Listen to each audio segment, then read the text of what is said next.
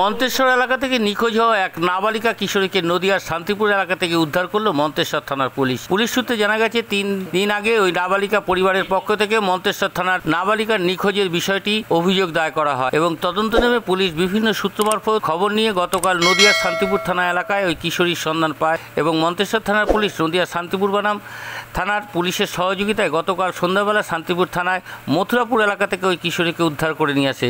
উদ্ধার হওয়া কিশোরীকে আজ কালনা মহকুমা আদালতে পাঠিয়েছে মন্তেশ্বর থানার পুলিশ। 24 ঘন্টা ইন্ডিয়া টিভির প্রতিনিধি পূর্ব বর্ধমান থেকে জ্যোতির্ময় মণ্ডলের বিশেষ প্রতিবেদন।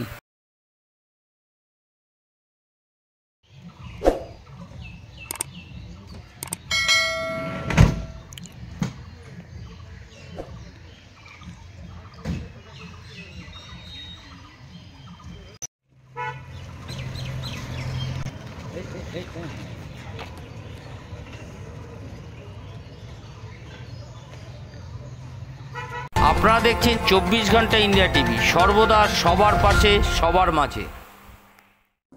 আজ এ পর্যন্ত। সঙ্গে রাখুন 24 ঘন্টা ইন্ডিয়া টিভি। দেখতে থাকুন সব জেলার সব খবর সবার আগে 24 ঘন্টা ইন্ডিয়া টিভির পর্দায়। নমস্কার।